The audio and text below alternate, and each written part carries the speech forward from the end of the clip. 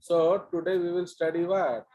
Disaccharides. Trisaccharides. So all structure you will do on your own. Okay. So trisaccharides ये हमारा second example है basically. This is the second type. Okay, trisaccharides of oligosaccharides. ठीक है.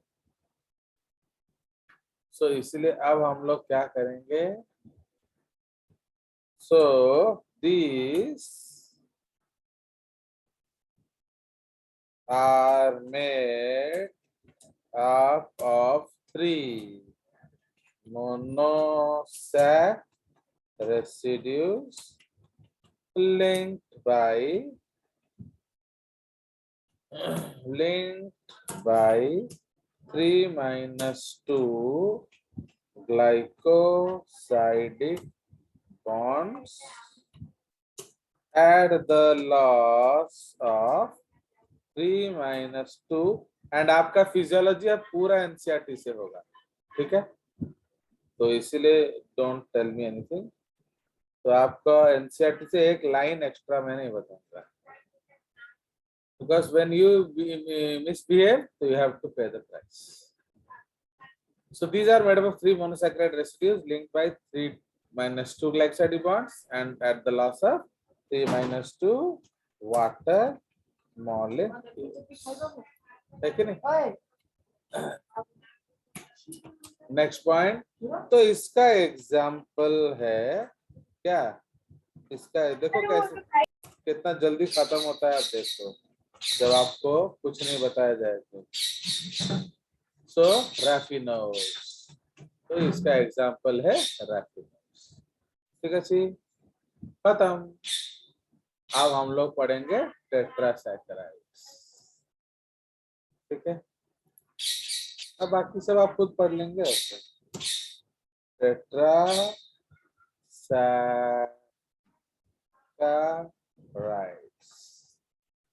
Okay,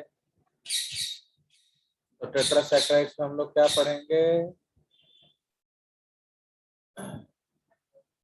So these are made up of 4 monosaccharides and 4-3. क्या sorry, इसको 3-1 करना है. 3-1. This is 4-1 and this is also 4-1. आप अपने आप 3 लिख लेंगे, बट मैं इसलिए लिख रहा हूं ताकि हम आपको बताएं n-1 वाला कंसेप्ट. तो ये है स्टैकियोस. क्योंकि आप लोगों ने खुद मना किया हमें स्ट्रक्चर मत पढ़ाओ, तो ये आपको नहीं पढ़ाया जाएगा. तो दिस इज स्टैकियोस. उसी तरह से हम पढ़ेंगे पेंटासैकराइड्स.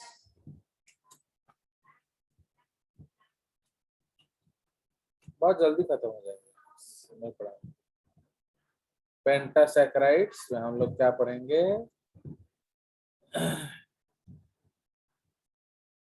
तो ये हो जाएगा क्या? 5 monosaccharides. This is 5-1. This is also 5-1. तो एग्जाम्पल है वर्बास्को. बस खत्म हो गया आपका. देख रहे हो कितना जल्दी खत्म होता है. So this is all our higher oligosaccharides. अब हम लोग चलेंगे polysaccharides. So third type of carbohydrate क्या है? So they are called polysaccharides. ठीक है, तो अब हम लोग पॉलीसैकेराइड्स में क्या पढ़े थे? So they are made up of क्या? So More than 10 monosaccharides. तो बस तुम लोग तो खुद बोल रहे हो हम लोग को के नहीं चाहिए, इसलिए हम लोग एनसीईआरटी पढ़ लेंगे ताकि आपका नीट हो जाए. और क्या वो तुम्हारा गारंटी पे, मेरे गारंटी नहीं। तो they are made up of क्या, more than 9 monosaccharide residues. Okay, उसके बाद molecular weight is greater than 10 kilodalton. kilodalton. Okay, these compounds are water insoluble due to their large size. Okay. These compounds, okay, so these compounds are क्या, cover दे दो. So these compounds are not optically active as they are optically opaque and do not allow light to pass through. हो गया, तो ये आपका हो गया polysaccharides खत्म। Now they can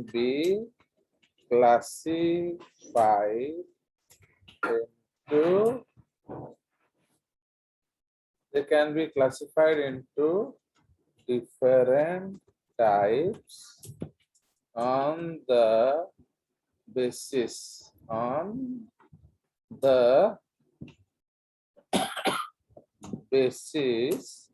of different criteria, है कि नहीं?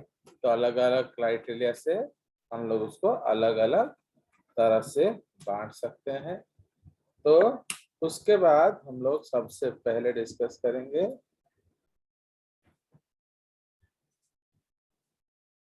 classification on the basis of chemical composition। ठीक है, तो ये आपका फर्स्ट टाइप है, पहला क्लासिफिकेशन, इसको हम लोग रोमन आई कर देंगे। ये आपका पहला क्लासिफिकेशन है। तो इसको हम लोग क्या करेंगे, इसको दो कैटेगरीज में डिवाइड कर देंगे।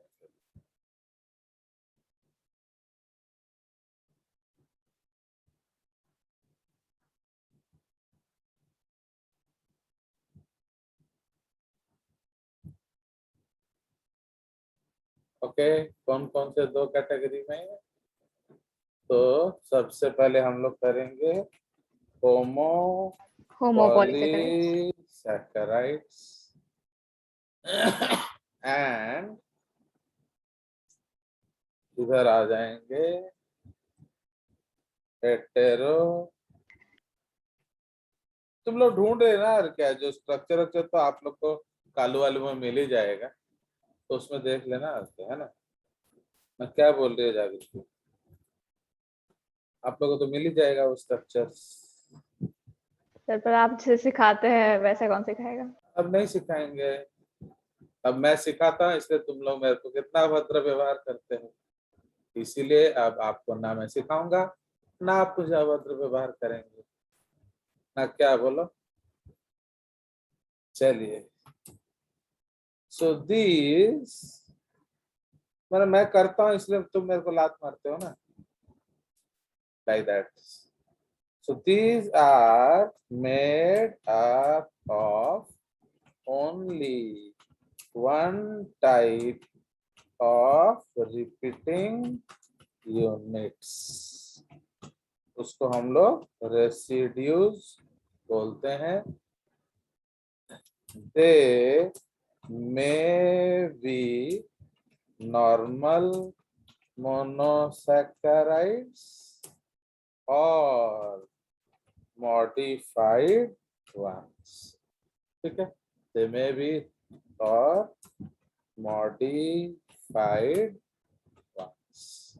ठीक है, तो ये नॉर्मल मोनोसैकेराइड हो सकते हैं या फिर छेड़ा हुआ हो सकता है। क्लियर? तो उसमें नंबर ए है, हाँ नंबर ए है ग्लाइकेंस। तो ग्लाइकेंस क्या है? This is glucose glucose. To the power N. Okay, तो उसमें बी आ जाएगा। तो अगर आप n टाइम्स ग्लूकोज जोड़ोगे तो वो ग्लाइकेंस हो जाएगा। तो उसका एग्जाम्पल क्या है? Starch, glycogen. ग्लाइकोजन,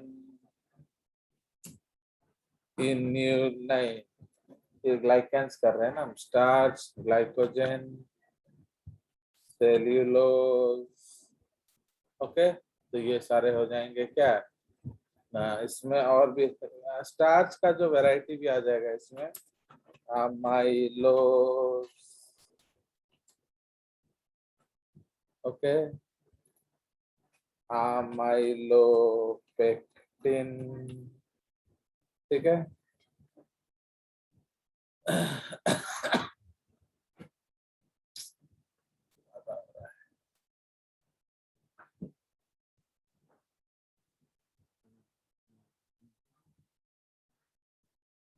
इधर लिख देते हैं।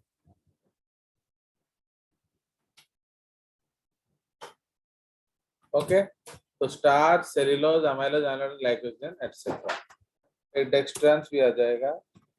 डेक्सट्रांस, तो डेक्सट्रांस भी आ जाएगा। दोस्तों डेक्सट्रांस भी आ जाएगा आपका।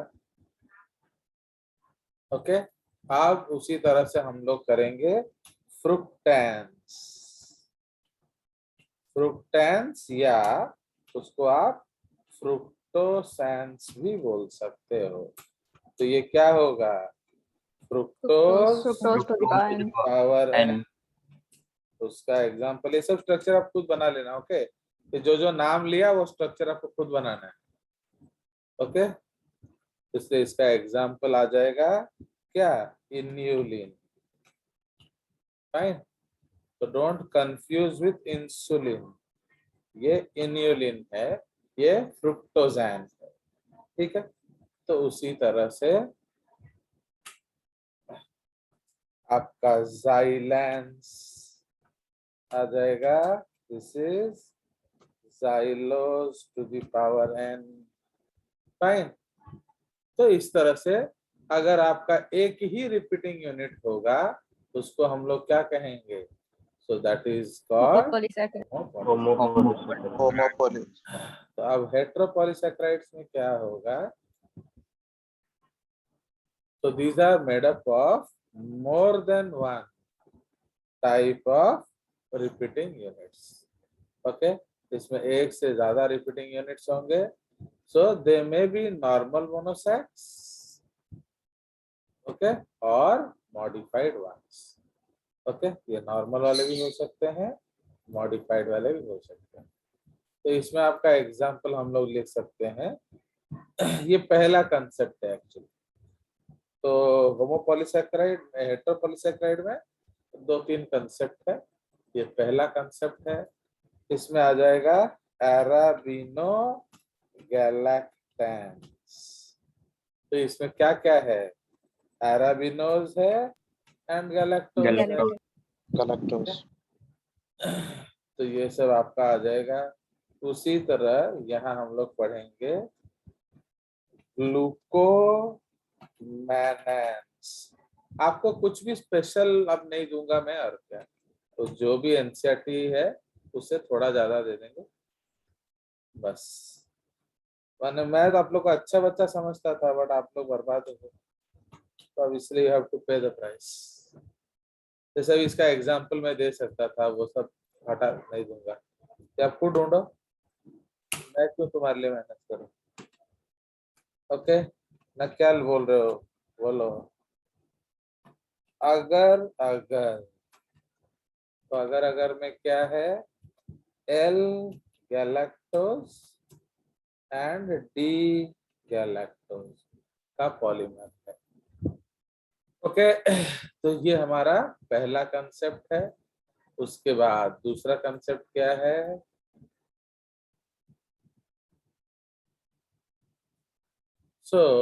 दूसरा कंसेप्ट है आपका made up of carbohydrates and non carbohydrates. ठीक है, इसमें आपका नॉन कार्बोहाइड्रेट ग्रुप भी होगा। Okay, made up carbohydrates plus non carbohydrates. Okay, इसमें एक और एग्जांपल हम लोग लिख सकते हैं, डी दिस इज काइटिन। तो काइटिन क्या है? This is a polymer of NAG। तो ये आपका काइटिन। तो हो गया। तो आप आ जाइए। तो this is made up of carbohydrates plus non carbohydrates. तो इसमें आपका अलग अलग ग्रुप आ जाएगा क्या? तो हर समय जब आपका कॉन्जुगेट कंपाउंड आएगा, जो नाम पीछे है वो मेन कंट्रीब्यूटर है, जो नाम सामने है वो लेसर इंपॉर्टेंट कंट्रीब्यूटर है। तो इसीलिए जैसे ये है आपका क्या, प्रोटियोग्लाइकेंस। ओके, प्रोटियोग्लाइकेंस। तो प्रोटियोग्लाइकेंस का मतलब क्या है? ये आपका protein plus carbohydrate plus protein carbos. तो इसीलिए ये है। तो इसलिए आप इसको कहाँ पढ़ेंगे? कार्बोहाइड्रेट में। और अगर ग्लाइकोप्रोटीन होगा तो प्रोटीन। प्रोटीन। चलिए, तो ये सब इसका एग्जाम्पल खुद ढूंढ लेना आप लोग। आज कितना अच्छा पढ़ाने का प्लान किया था, पूरा चौपट कर दिया उस लड़के ने। सो दैट्स भोगो। अब आइदर उसको अपने क्लास से निकालो या फिर अब ऐसे ही पढ़ेंगे एनसीईआरटी पूरा फिजियोलॉजी। जब तक आप उसको नहीं भगाएंगे क्लास से, आपका एनसीईआरटी पढ़ाई है। अब तो एंजाइम ये तो मैं फिर भी पढ़ा रहा हूँ, लिपिड से पूरा एनसीईआरटी कर देंगे। और क्या, एक वर्ड भी एक्स्ट्रा नहीं बताया जाएगा। Okay Tanmay, are you happy? बताओ। देखो फिर इसने बदतमीजी किया, नहीं बताया। तो इसका तन्मय मतलब एब्सेंट है। क्लास में एब्सेंट नहीं है। तो इसीलिए तो आप लोगों को एनसीईआरटी ही चाहिए मुझे लग रहा है ना। चलिए, मैंने जैसे आपका वो केवी पे क्लास है वैसे ही चाहिए था आपको, तो वैसे बना दिया जाएगा, कोई दिक्कत नहीं। ओके, सो प्रोटीओग्लाइकेंस हो गया, ये लिपोपॉलीसैकेराइड्स हो गया, लिपिड्स प्लस कार्बोहाइड्रेट्स। उसके बाद है म्यूकोपॉलीसैकेराइड्स। म्यूकोपॉलीसैकेराइड्स तो ये आपके हैं, these are actually GAGs. What are GAGs? Glycosaminoglycans. समझ रहे हो? तो ये हमारा होमोपॉलीसैकेराइड, हेटेरोपॉलीसैकेराइड खत्म। तो इसलिए हेटेरोपॉलीसैकेराइड में एक से ज्यादा रिपीटिंग हो सकता है, बट आपका पेज नंबर 2 अगर कॉन्जुगेट कार्बोहाइड्रेट्स है, मींस कार्बोहाइड्रेट के साथ कोई और ग्रुप है, तो उसको हम लोग हेटेरोपॉलीसैकेराइड्स बोलेंगे। तो this is the classification on the basis of what? Chemical composition. Chemical composition. तो अब हम लोग पढ़ेंगे, ज्यादा पढ़ना ही नहीं है, जल्दी जल्दी 2-2 लाइन पढ़ के खत्म कर देंगे। सो अब तुम लोग को भी प्रेशर हो जाता है ना ज्यादा पढ़ने का। तो classification on the basis of क्या? तो जिस तरह से मैंने आपके सीनियर बैच में उनको ये कर दिया है बैनिश्ड, आप लोग भी बैनिश कर दिया जाए, means you will not get any of my special works. ठीक है, कोई शक? बोलो फिर बदतमीजी की है। No sir. हाँ चलो, इसलिए अब आपको जो करना है वो केवीपीआई क्लास जैसे पढ़ के करना है। तो classification on the basis of function, अभी क्या क्या काम करता है उस आधार पे हम लोग क्लासिफाई करेंगे। तो इन केस ऑफ कार्बोहाइड्रेट्स आप अलग अलग तरह का काम देखेंगे, बट उसमें मेन जो है आप देखोगे देयर आइदर फूड स्टोरेज और स्ट्रक्चर। उसका जो मेन फंक्शन है वो फूड स्टोरेज है एंड फंक्शन, ठीक है।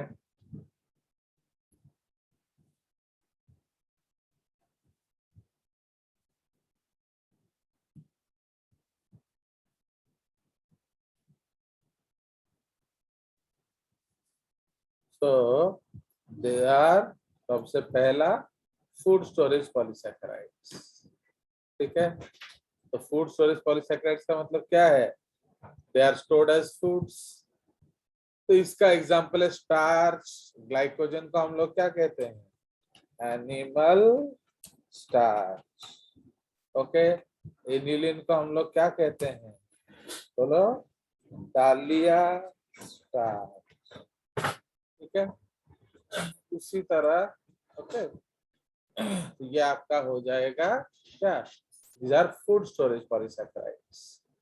So they provide nourishment at the time of need. Their formation yields water, which the cell can use during need. Fine. अब structural polysaccharide, these include cellulose, chitin. तो chitin को हम लोग क्या कहते हैं? फंगल सेल्यूलोज, ठीक है। chondroitin sulphate, keratin sulphate, heparin,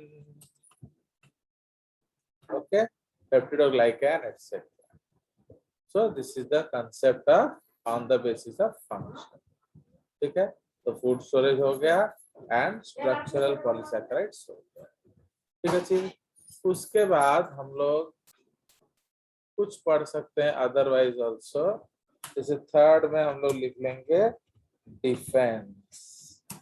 तो उसमें आप लिख सकते हो that heparin is an anticoagulant, ठीक है।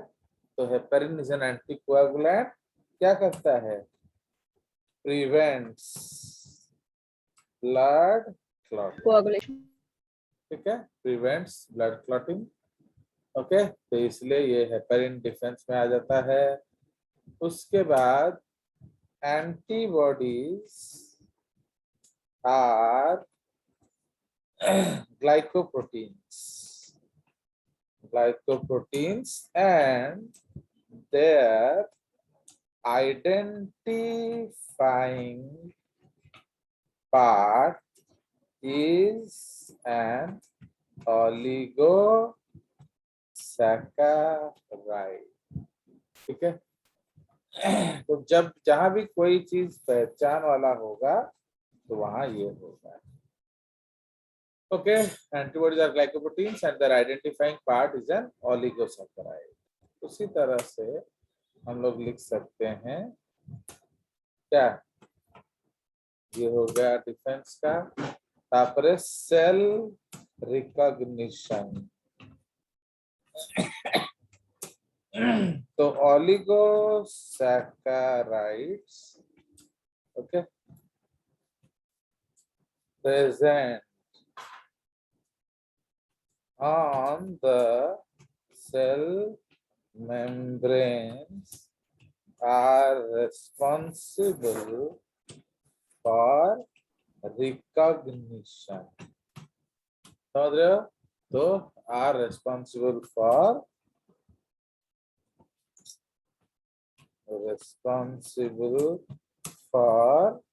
recognition. Okay, for example, ABO blood group, antigen, etc.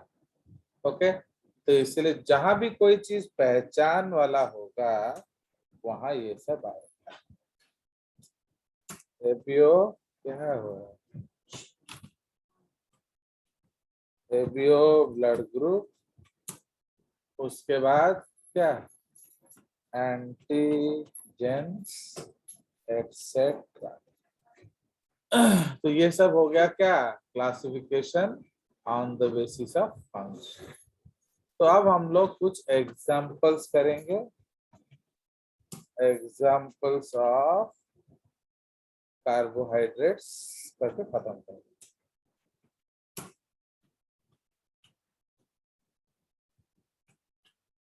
Okay, तो एग्जाम्पल्स ऑफ पॉलीसैकेराइड्स। इसलिए सबसे पहला जो एग्जाम्पल है क्या है?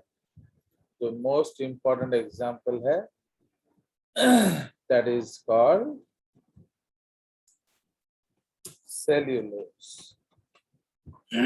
Okay, cellulose is the most abundant polysaccharide.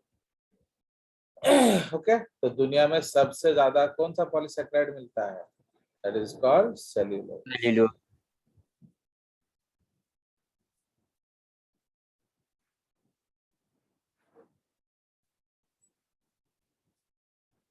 चलिए, तो अब उसके बारे में लिखा जाए। इसमें सेल्यूलोज किसका पॉलीमर है? तो cellulose is a polymer of what? Glucose. और भी इसका पढ़ देने से होगा जो। एक्चुअली इसमें before going there we can do some more. ये इसका और भी कुछ हम लोग कर सकते हैं।